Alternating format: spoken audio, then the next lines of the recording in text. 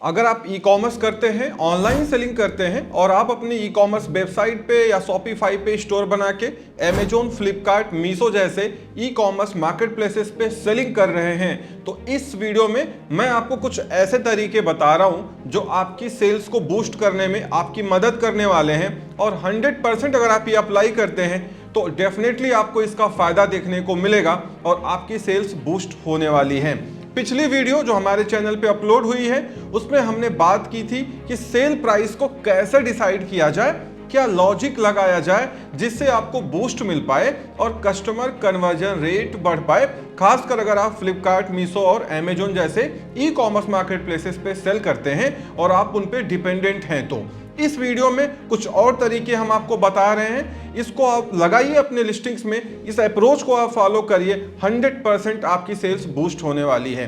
तो चलिए वीडियो में आगे बढ़ते हैं और समझ लेते हैं कि क्या ये तरीके हैं और कैसे आपको अप्लाई करना है और क्या आपको नहीं करना है जिससे आपको नुकसान उठाना पड़ सकता है। सबसे पहला तरीका, वेरिएशन लिस्टिंग्स। मैं आपको बता दूं, पिछले कुछ सालों में फ्लिपकार्ट, अमेजोन, मीशो के एल्गोरिथम में ऐसा अपडेट है कि अगर आप लिस्टिंग को वेरिएशन में करेंगे जिसमें एक पेरेंट लिस्टिंग में बहुत सारे चाइल्ड होते हैं तो उसकी जो विजिबिलिटी है एक नॉर्मल लिस्टिंग से विजिबिलिटी जो होती है उससे लगभग 2 से 3 गुना ज्यादा होती है। मतलब एक नॉर्मल लिस्टिंग जिसमें एक सिंगल एसिन है, एसकेयू है, और एक वेरिएशन लिस्टिंग जिसमें एक पेरेंट है और बहुत सारे चाइल्ड हैं, उसकी जो विजिबिलिटी होती है वो नॉर्मल लिस्टिंग से 2 से 3 गुना तक ज्यादा होती है।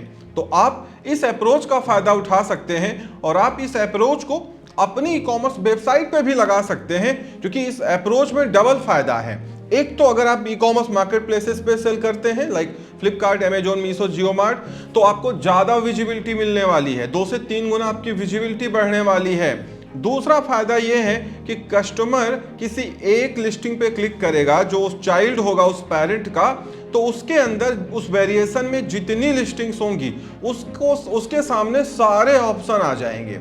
अब वो जो ऑप्शन चाहे उसको सिलेक्ट कर सकता है और उसको परचेज कर सकता है। मतलब कस्टमर हो सकता है एक लिस्टिंग पे लैंड करे उस चाइल्ड में, बट एक बार वो किसी लिस्टिंग पे जाएगा तो वहां पे सारी लिस्टिंग्स आपको दिखाई देंगी जो उस वेरिएशन का पार्ट होंगी। बस एक बात का ध्यान रहे कि पहले लोग कलर का या साइज का वेरिएशन बनाते थे, आजकल लोग मॉडल का या डिफरेंट वेरिएशंस का या कॉन्फ़िगरेशन का वेरिएशन क्रिएट कर रहे हैं। आप भी कर सकते हैं, कोई प्रॉब्लम अब नहीं है। आप वेरिएशन बनाइए, जरूरी नहीं है कि अगर कलर साइज का ही वेरिएशन हो, आप कोई भी वेरिएशन बना सकते हैं, बशर्ते आप ये ध्यान रखें कि कई बार फ्लिपकार्ट, मीशो या अमेजोन पे उनकी जो टीम है, अगर उनको लगता है कि आपने अननेसेसरी बहुत ज़्यादा वेरिएशन क्रिएट किया है तो उसको स्प्लिट कर देते हैं वो, बट जनरली होते करते नहीं हैं। जब आप बहुत सारे ऐसे वेरिएशन बना देते हैं जिनका आपस में कोई रिलेशन नहीं है तो कई बार वो ऐसा करते हैं, लेकिन अगर आप नॉर्मल वेरिएशन क्रिएट करेंगे तो उसमें कोई प्रॉब्लम नहीं है। आपका इजली जो वेरिएशन लिस्टिंग है वो रैंक करता रहेगा और आपको विजिबिलिटी मिलती रहेगी। तो वेरिएशन लिस्टिंग क्रिएट करिए, इसका आपको बहुत फायदा मिलेगा। और अगर आप चाहते हैं, आपके पास अपनी खुद की ई कॉमर्स वेबसाइट है, तो बहुत सारे लोग वहां पे क्या करते हैं कि लिस्टिंग्स को वेरिएशन में भी क्रिएट करते हैं और उनको इंडिपेंडेंट अलग से भी लिस्ट कर देते हैं। ये काम बहुत सारे लोग मार्केट प्लेसेस पे भी करते हैं, बट वहां पे ज़्यादा दिन चल नहीं पाता है क्योंकि वो सर्वर से ट्रेस हो जाता है और बाद में वो सारी लिस्टिंग्स मर्ज हो जाती हैं। लेकिन अगर आप खुद की ई कॉमर्स वेबसाइट पे काम कर रहे हैं तो वहां आप ये काम कर सकते हैं। तो इससे फायदा ये होता है कि कई बार कस्टमर सिंगल लिस्टिंग पे भी लैंड कर जाता है और कई बार वो वेरिएशन में आता है तो वहां पे तो उसको सारे वेरिएशन दिखाई देते हैं। आपकी मर्जी है, पर डेफिनेटली ये बात तो 100% सही है कि वेरिएशन लिस्टिंग करेंगे तो आपको सेल्स बूस्ट देखने को जरूर मिलने वाला है। बात करते हैं सेकेंड टेक्निक की। यहाँ पे आपको कॉम्बो लिस्टिंग बनानी है। जैसे अगर आप कॉम्बो लिस्टिंग करेंगे तो आप मल्टीपल जो प्रोडक्ट्स हैं उनका आपस में कॉम्बो क्रिएट कर सकते हैं। इससे भी 2 बड़े फायदे आपको होंगे। एक तो आपका जो स्टोर फ्रंट है वो बहुत बड़ा दिखेगा क्योंकि मल्टीपल लिस्टिंग्स हो जाएंगी। मान लीजिए आपके पास 10 प्रोडक्ट है तो आप उस 10 प्रोडक्ट का कॉम्बो बना के 15, 20, 25 लिस्टिंग कर सकते हैं। 2 का कॉम्बो, 3 का कॉम्बो, 4 का कॉम्बो बना सकते हैं।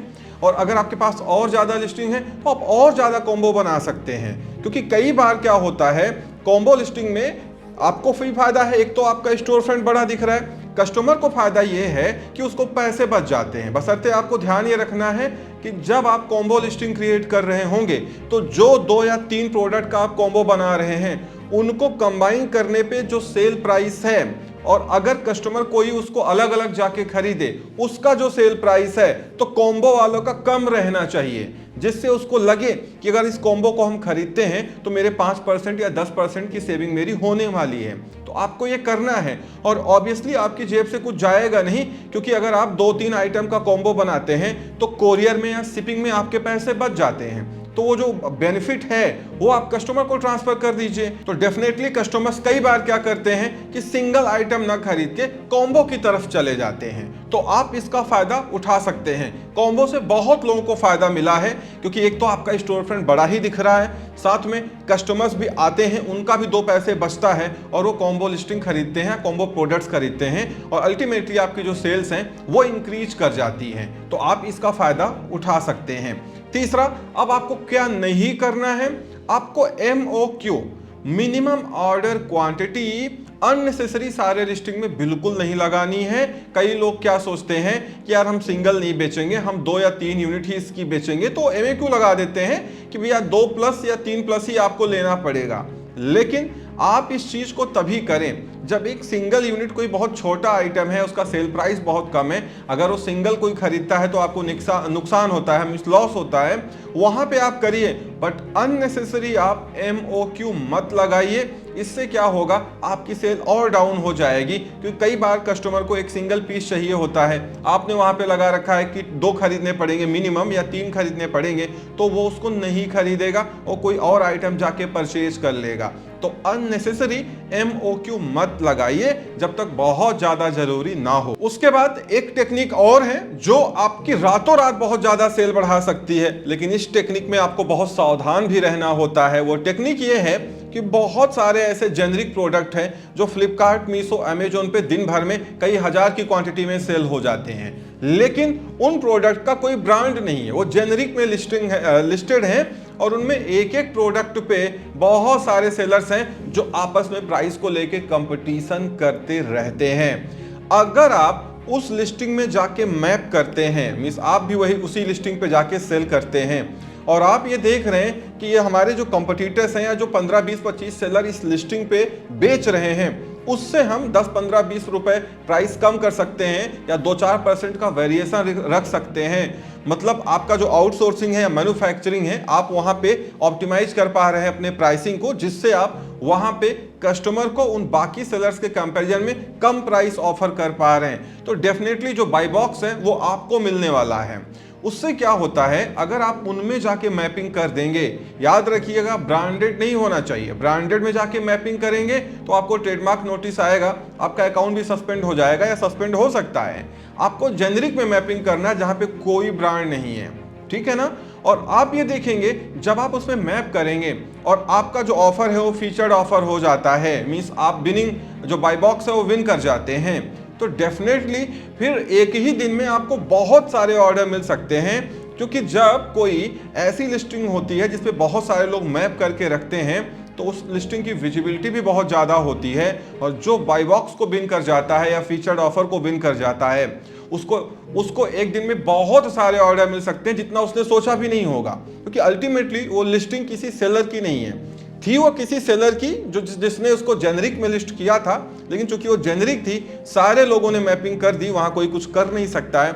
बशर्ते बस सावधान ये रहना है आपको कि जो प्राइस आप ऑफर कर रहे हैं आप नुकसान में ना जा रहे हो, मींस आपका जो मैन्युफैक्चरिंग हो या आउटसोर्सिंग हो कम प्राइसिंग में हो जिससे आप प्राइसिंग को मैनेज कर पा रहे हैं। और दूसरा, आपको नजर बना के रखनी है कि कहीं वो जेनरिक लिस्टिंग का जो मेन क्रिएटर है उसको कहीं उसने ब्रांड तो नहीं करा दिया, कहीं उस लिस्टिंग को ब्रांड से तो नहीं कर दिया या ब्रांड में कन्वर्ट तो नहीं कर दिया।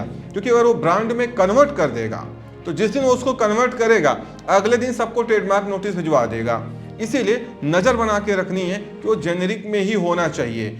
इससे क्या है कि आप कम समय में बहुत ज्यादा सेल लेके आ सकते हैं, लेकिन रिस्क तो है। अगर इस रिस्क के साथ आप चलना चाहते हैं तो इस पे जाके मैप कर सकते हैं, और अगर आप अच्छा प्राइसिंग दे पा रहे हैं और आपका पैसा भी उसमें बच रहा है तो ये टेक्निक बहुत बोनस टेक्निक है जो आपको रातों रात बहुत सारे ऑर्डर बढ़ा के दे सकती है। तो आप जितने अप्रोच हमने बताए इस वीडियो में, पिछले 1-2 वीडियो में मैंने और आपको बताया सारी चीजें कि कैसे ये करना है। आप इनको कलेक्टिवली अपने ई कॉमर्स पे लगाइए, अपने स्टोर फ्रंट पे लगाइए। भले ही आप अपने ई कॉमर्स वेबसाइट या शॉपिफाई पे बेच रहे हैं, अमेजॉन, फ्लिपकार्ट, मीशो, जियो मार्ट, ONDC पे बेच रहे हैं, आप लगाइए इन चीजों को।